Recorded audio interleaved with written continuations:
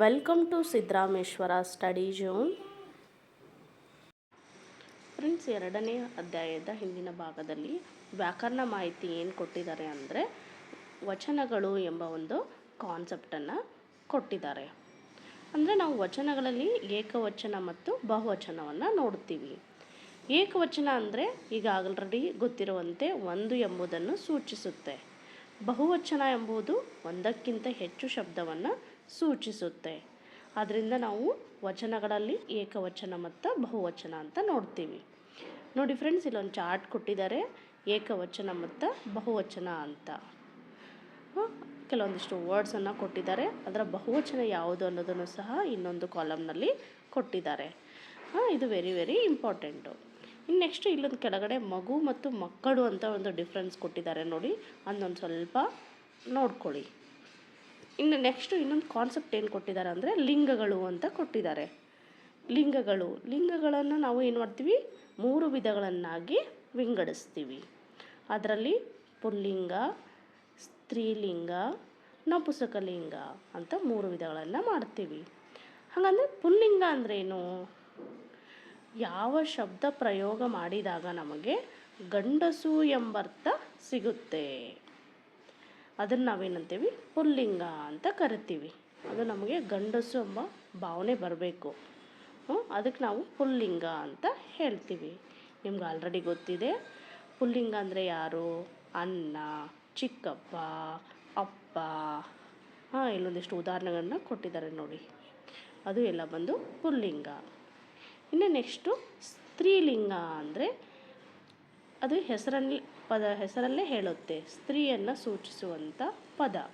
ಹೆಂಗಸು ಅಂದನು ಒಂದೇ, ಸ್ತ್ರೀ ಅಂದನು ಒಂದೇ ಎಂಬ ಅರ್ಥ ಕೊಡ್ತಾ ಇದ್ರಿ. ಅದನ್ನು ನಾವೇನಂತೀವಿ ಅಂದರೆ ಸ್ತ್ರೀಲಿಂಗ ಅಂತ ಕರಿತೀವಿ.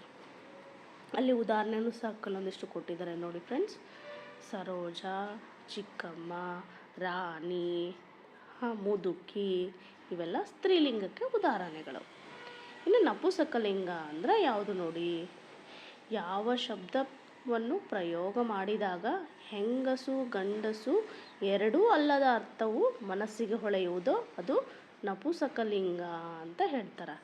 ನೋಡಿ, ಇಲ್ಲಿ ಮೇನ್ ಇಂಪಾರ್ಟೆಂಟ್ ಯಾವುದಂದರೆ ಎರಡೂ ಅಲ್ಲದ ಅರ್ಥ ಯಾವುದು? ಹೆಂಗಸು ಮತ್ತು ಗಂಡಸು ಅಂತ ಎರಡೂ ಅಲ್ಲದ ಅರ್ಥವನ್ನು ಕೊಡ್ತಾ ಇದ್ದರೆ ಅದನ್ನು ನಾವೇನಂತೀವಿ ಅಂದರೆ ನಪುಂಸಕಲಿಂಗ ಅಂತ ಕರಿತೀವಿ. ಅದಕ್ಕೆ ಉದಾಹರಣೆಗಳನ್ನು ಕೆಲವೊಂದಿಷ್ಟು ಕೊಟ್ಟಿದ್ದಾರೆ ನೋಡಿ. ಮನೆ ಅನ್ನೋದು ಒಂದು ಥಿಂಗ್ಸು, ಅದಕ್ಕೆ ನಾವು ಹೆಣ್ಣು ಅನ್ನಲ್ಲ ಗಂಡು ಅನ್ನಂತೆಲ್ಲ ಕರಿತೀವಿ. ಇನ್ನು ನೆಕ್ಸ್ಟು ಬೆಂಕಿ, ಗದ್ದೆ, ತೋಟ,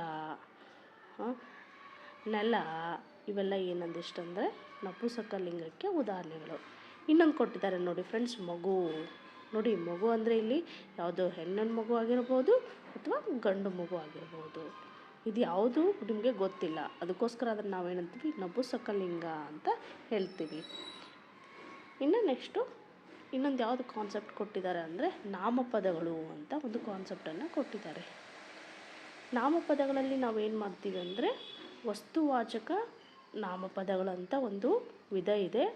ಆ ವಿಧದಲ್ಲಿ ಮುಖ್ಯವಾಗಿ ನಾವು 3 ವಿಧಗಳನ್ನು ಕಾಣ್ತೀವಿ. ಒಂದು ರೂಢನಾಮ, ಅಂಕಿತನಾಮ, ಅನ್ವರ್ಥಕ ನಾಮ. ಯಾವ ನಾಮಪದದಲ್ಲಿ ಅಂದರೆ ವಸ್ತುವಾಚಕ ನಾಮಪದದಲ್ಲಿ. ಅನ್ವರ್ಥಕ ನಾಮ 3 ವಿಧಗಳನ್ನು ನಾವು ಕಾಣ್ತೀವಿ. ಇನ್ನು ಫಸ್ಟ್ ಬಂದು ರೂಢನಾಮ. ರೂಢಿಯಿಂದ ಬಂದ ಸಾಮಾನ್ಯ ವಾಚಕಗಳನ್ನು ರೂಢನಾಮ ಎನ್ನುವರು. ನಾವು ರೂಢಿಯಿಂದ ಕರಿತೀವಿ. ಯಾವುದ್ಯಾವುದು ಉದಾಹರಣೆ ನೋಡಿ, ಶಾಲೆ, ನದಿ, ಪರ್ವತ, ದೇಶ, ರಾಜ, ಇವುಗಳೆಲ್ಲ ಏನು ರೂಢಿಯಿಂದ ಬಂದಿರುವಂಥ ಪದಗಳು. ನದಿ, ಪರ್ವತ, ಮನುಷ್ಯ, ಈ ಥರ ನಾವು ಹೇಳ್ತೀವಲ್ಲ, ಇವೆಲ್ಲ ರೂಢನಾಮ ಅಂತ ಕರಿತೀವಿ. ಇನ್ನು ನೆಕ್ಸ್ಟ್ ಬಂದು ಅಂಕಿತನಾಮ. ನೋಡಿ, ಅಂಕಿತನಾಮ ಅಂದರೆ ಏನು ಅಂದರೆ ಇಲ್ಲಿ ವ್ಯವಹಾರದ ಉಪಯೋಗಕ್ಕಾಗಿ ಇಟ್ಟುಕೊಂಡಂತಹ ಏನು ನಾಮಪದಗಳು. ಯಾವುದಕ್ಕೆ? ವ್ಯವಹಾರದ ಉಪಯೋಗಕ್ಕಾಗಿ. ನಾವೇನಾದರೂ ವ್ಯವಹರಿಸ್ಬೇಕಾದ್ರೆ ಅದರ ಉಪಯೋಗಕ್ಕಾಗಿ ಇಟ್ಕೊಂಡಂಥ ನಾಮಪದಗಳು. ಅಂದರೆ ಅಂಕಿತ ಅಂದರೆ ಏನು, ನಮ್ಮನ್ನು ಗುರುತಿಸ್ಬೇಕು. ಇವಾಗ ನಾವು ನದಿ ಅಂದ ತಕ್ಷಣ ಯಾವ ನದಿ? ಬ್ರಹ್ಮಪುತ್ರ ನದಿ, ಬೆಂಗಳೂರು, ಕಾವೇರಿ, ಹಿಮಾಲಯ. ಯಾವ ಪರ್ವತ? ಹಿಮಾಲಯ ಪರ್ವತ. ಈ ಥರ ನಮ್ಮನ್ನು ಗುರುತಿಸೋಕ್ಕೋಸ್ಕರ ಮತ್ತು ವ್ಯವಹಾರದ ಉಪಯೋಗಕ್ಕಾಗಿ ಇಟ್ಕೊಂಡಂಥದ್ದು ಅಂಕಿತ ನಾಮ. ಇನ್ನು ನೆಕ್ಸ್ಟ್ ಬನ್ನಿ ಅನ್ವರ್ತಕ ನಾಮ. ಇನ್ನು ಅನ್ವರ್ತಕ ನಾಮ ಅಂದರೆ ಅರ್ಥಕ್ಕೆ ಅನುಗುಣವಾಗಿ ಇಟ್ಟ ಹೆಸರುಗಳೆಲ್ಲ ಅನ್ವರ್ತಕ ನಾಮಗಳು.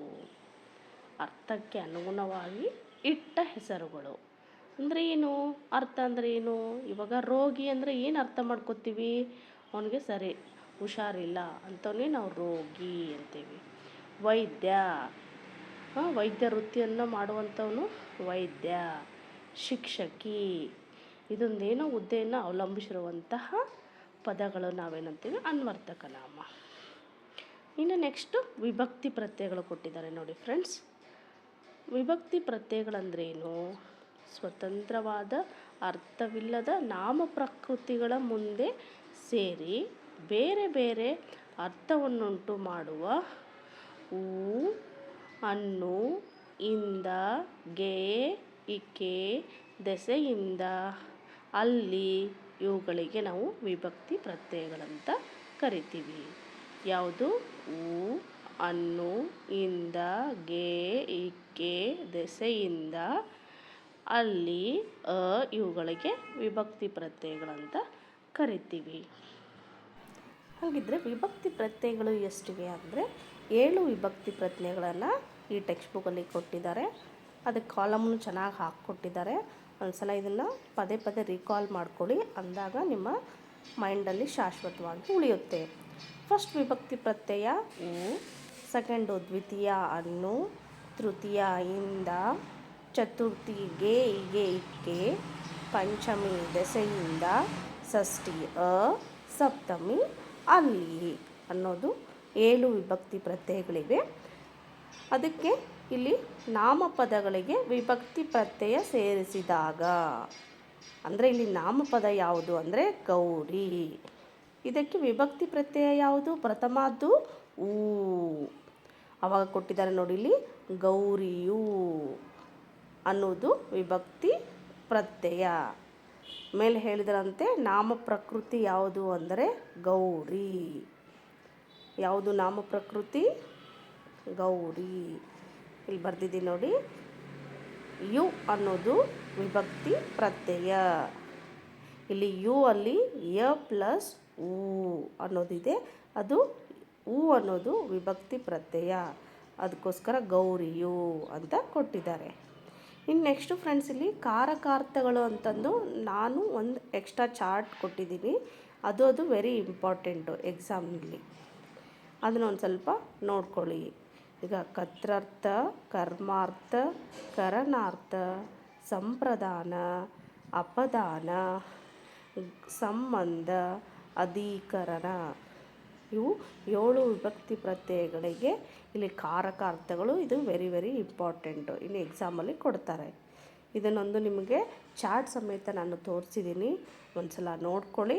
ಅಗೇನ್ ನಾನು ಶಾರ್ಟ್ ವಿಡಿಯೋ ಇಷ್ಟ ಆದರೆ ಪ್ಲೀಸ್ ಸಬ್ಸ್ಕ್ರೈಬ್ ಮಾಡಿ. ಈ ವಿಡಿಯೋ ನಂತರ ಲೈಕ್ ಕೊಡಿ.